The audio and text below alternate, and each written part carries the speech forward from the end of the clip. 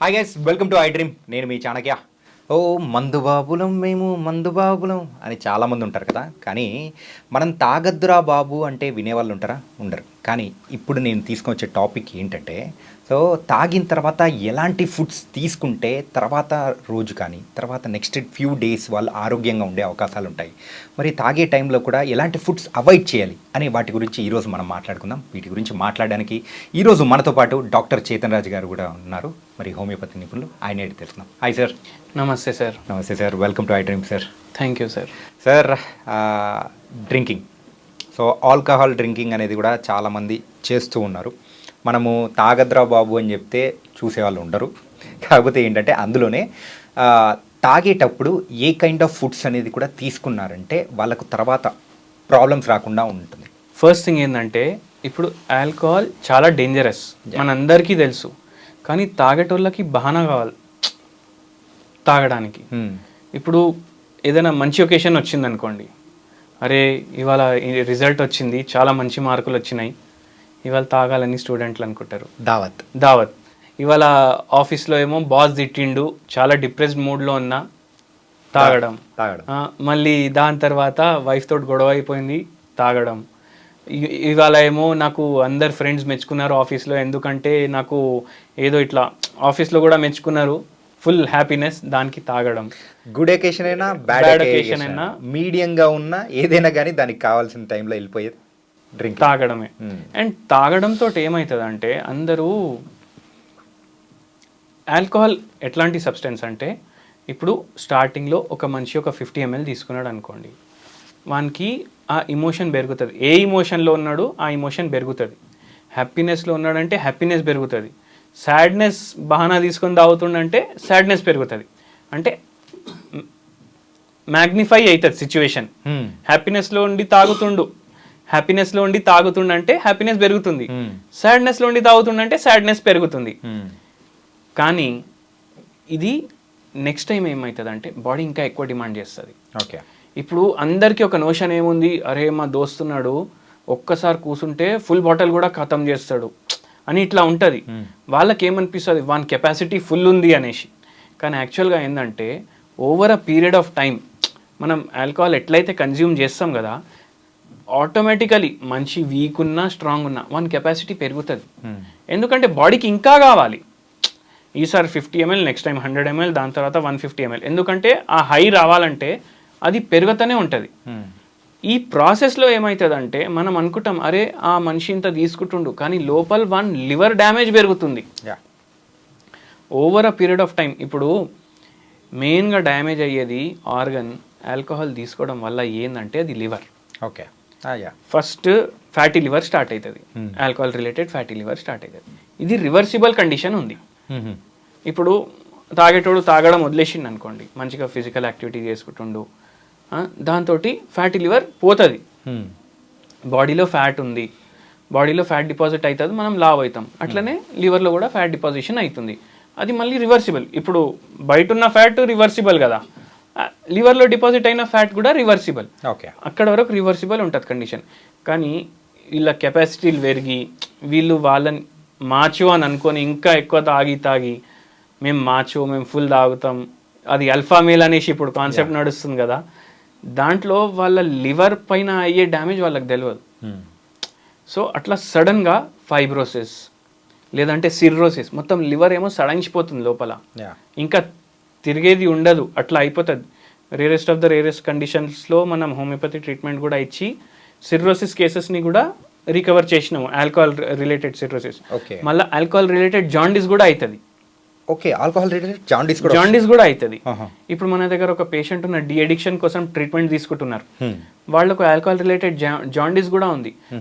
మళ్ళీ పెరిటోనియం అనేసి ఒక లేయర్ ఉంటుంది మన అబ్డామిన్ లో, దాంట్లో వాటర్ అక్యుములేషన్ స్టార్ట్ అవుతుంది, ఆ కండిషన్స్ కూడా అవుతాయి. సో ఇది చాలా సివియారిటీ ప్రాబ్లం. అండ్ లేని రోగం మనం తెచ్చుకుంటున్నాం మన బ్యాడ్ హ్యాబిట్స్ వల్ల. కానీ ఇప్పుడు కొందరికి అరే మేము అసలు వదులుకోలేము. ఇప్పుడు కొందరు పేషెంట్స్ ఎట్లా అంటే, ఇప్పుడు హార్ట్ రిలేటెడ్ ప్రాబ్లమ్స్ ఉండే ఒక పేషెంట్కి, షుగర్ ప్రాబ్లం ఉండే, ఆ పేషెంట్ నాతో ఏమంటుండంటే, మొత్తం అయితే నేను వదులుకోలేను డాక్టర్ సాబ్, డైలీ క్వార్టర్ అయితే నేను తీసుకుంటాను అప్రాక్సిమేట్లీ 200 ml నేను తీసుకుంటాను. ఇప్పుడు నేనేం చేయాలి? ఓకే, అంటే సొల్యూషన్ కోసం మీ దగ్గరికే వచ్చి ఇలా చెప్పాడు. నేను తాగుతా, మీరు మందులు ఇవ్వండి, నాకు మంచిగా చేయండి. అయితే ఫస్ట్ థింగ్ ఏంటంటే, ఇప్పుడు మీకు తాగుడు తగ్గట్లేదు అంటే ఏ తాగేటోనికన్నా ఉంటుంది లోపట, వదిలేసేయాలి. ఎందుకంటే ఫ్యామిలీ లైఫ్ డిస్టర్బ్ అవుతుంది, పిల్లలు కూడా డిస్టర్బ్ అవుతారు, వాళ్ళ ఫైనాన్షియల్గా కూడా ఎంతో ఎఫెక్ట్ అయ్యే వాళ్ళు కూడా ఉంటారు, ఎఫెక్ట్ అయ్యే వాళ్ళు కూడా ఉంటారు. అయితే ఓవరాల్ ఉంటుంది మనిషికి వదులుకోవాలని, ఆ బాధల్లో కూడా తాగుడు ఎక్కువ అవుతుంది. అయితే వీళ్ళకు ఏం సొల్యూషన్ అంటే, మీరు ఒక లిమిట్ సెట్ చేసుకోండి. లిమిట్ సెట్ చేసుకొని మ్యాక్సిమం మీరు అప్ టు 50 ml, అది కూడా మెల్లమెల్లగా వదిలేసేయాలి. ఇప్పుడు వదిలేయడానికి ఏం చేయాలి అది చెప్తున్నాం మనం. ఒకటేసారి ఆపడం కుదరట్లేదు కదా మీతో, ఒక 50 ml 100 ml, దానికన్నా 100 ml కూడా ఎక్కువ పర్ డే, 50 ml తీసుకోండి. ఇప్పుడు లివర్లో మెటబాలిజం అవుతుంది ఆల్కహాల్ది. ఆల్కహాల్ మెటబాలిజం వేరే ఉంటుంది, ఫుడ్ మెటబాలిజం వేరే ఉంటుంది. ఏ ఫుడ్ మీరు తీసుకున్నా దాని మెటబాలిజం ఒకేలాగా ఉంటుంది బాడీలో, కానీ ఆల్కహాల్ మెటబాలిజం సపరేట్ ఉంటుంది. ఇప్పుడు షుగర్ పేషెంట్ ఉన్నాడు, ఆల్కహాల్ తాగంగానే షుగర్ లెవెల్స్ పడిపోతాయి. ఓకే, ఇప్పుడు ఆల్రెడీ మెడిసిన్స్ మీద ఉన్నాడు, ఆ మెడిసిన్స్ కూడా షుగర్ లెవెల్స్ని తగ్గిస్తాయి. ఇంకా వీడు ఆల్కహాల్ తీసుకుంటుండు, ఇంకా తగ్గిస్తాయి. హైపోగ్లైసిమిక్ అయ్యే కండిషన్స్ ఉంటాయి, ఇమీడియట్ కండిషన్స్. సో అట్లా ప్రమాదం ఉండొచ్చు షుగర్ పేషెంట్లకు. ఓకే, మళ్ళీ ఏమవుతుందంటే, ఇప్పుడు ఆల్కహాల్ బాడీని డిహైడ్రేట్ చేస్తుంది. డిహైడ్రేట్ చేస్తే నెక్స్ట్ డే నీరసంగా ఉండి తలనొప్పులు అవ్వడం, హెడేక్లు అవ్వడం, బాడీ పెయిన్లు అవ్వడం, ఇవన్నీ ఎందుకు అవుతాయి? డిహైడ్రేషన్ వల్ల అవుతుంది. అయితే ఇప్పుడు 1 అవర్లో లివర్ ఏమో ఒక స్టాండర్డ్ పెగ్ని డైజెస్ట్ చేసుకుంటుంది. ఓకే, ఒక్క స్టాండర్డ్ పెగ్ ఎంత ఉంటుంది? 30 ml. అయితే మీరు 1 అవర్లో 30 ml కన్నా ఎక్కువ తీసుకోవద్దు. మళ్ళీ 1 అవర్లో 30 ml కూడా చాలా మెల్లగా తీసుకోవాలి. ఇప్పుడు ఫారినర్లు ఉంటారు, ఫారినర్లు మనలాగా తాగుతారా? లేదు. పటియాలా పెగ్ అనేసి ఒక పెగ్ ఉంటుంది, మీరు కూడా వినుంటారు పటియాలా పెగ్ అనేసి. పటియాలా పెగ్ అంటే ఏంటంటే అప్రాక్సిమేట్లీ 90 ml 100 ml ఒక పెగ్ ఉంటుంది, అంటే స్టాండర్డ్ పటియాలా పెగ్ అది. ఓకే, అట్లా ఎందుకంటారంటే, ఇప్పుడు బ్రిటిషర్స్ ఉన్న కాలంలో బ్రిటిషర్స్ ఆర్మీలో పోలీస్ ఫోర్స్లో కూడా పంజాబ్ వాళ్ళు ఎక్కువ ఉంటుండే. అయితే వాళ్ళు వాళ్ళతో నిల్చొని తాగడానికి సిగ్గపడుతుండే, ఒకటేసారి ఎక్కువ పోసుకొని పక్కకు పోయి తాగుతుండే వాళ్ళు. ఒకటేసారి 90 ml పోసుకొని పక్కకు పోయి తాగుతుండే. అట్లా పటియాలా పెగానే అయిపోయింది అది. అది తొందరగా తాగేస్తారు వాళ్ళు. కానీ ఫారినర్స్ ఎట్లా తాగుతారంటే, వాళ్ళు ఫుడ్ తోటి కూడా ఆల్కహాల్ తీసుకుంటారు. చాలా యూరోపియన్ కంట్రీస్లో వాళ్ళకు స్టాండర్డైజేషన్ ఒక ఇది ఉంటుంది తీసుకోవడానికి. అండ్ అవి కోల్డ్ కంట్రీస్, అయితే అక్కడ వాతావరణంని బట్టి వాళ్ళు తీసుకుంటున్నారు కొంచెం. మనకేం అవసరం, మనమైతే ఒక ట్రాపికల్ కంట్రీలో ఉంటున్నాం కదా, మన దగ్గర టెంపరేచర్లు కూడా ఎక్కువ అవుతాయి. మీరు దాని మీద ఆల్కహాల్ తీసుకుంటే మీ బాడీ ఇంకా డిహైడ్రేట్ అవుతుంది. సో అది డిహైడ్రేట్ అవ్వకుండా 1 అవర్లో 30 ml తీసుకోవాలి మీరు. దాని మీద మళ్ళా మంచిగా నీళ్లు తీసుకోవాలి. అండ్ మళ్ళీ ఇంకో పెగ్ తీసుకోవాలనిపిస్తే 1 అవర్ తర్వాత తీసుకోండి. అప్పుడు ఏమవుతుంది, మ్యాక్సిమం ఒక మనిషి కూర్చొని ఎంతసేపు తాగుతాడు? గంటన్నర 2 గంటలు. 2 గంటల్లో మీరు 60 ml తీసుకుంటున్నారు. దాని తర్వాత పడుకోండి. ఓకే, అండ్ మెల్లమెల్లగా ఇది కూడా వదిలేసేయండి. అండ్ ఇంకా కొందరు ఏం చేస్తారు, ఇప్పుడు తాగడానికి కూర్చుంటారు, ఇప్పుడు తాగంగానే వాళ్ళకు హైలో పోతారు. ఆ హైలో వాళ్ళకు టేస్టీ ఫుడ్ కావాలి.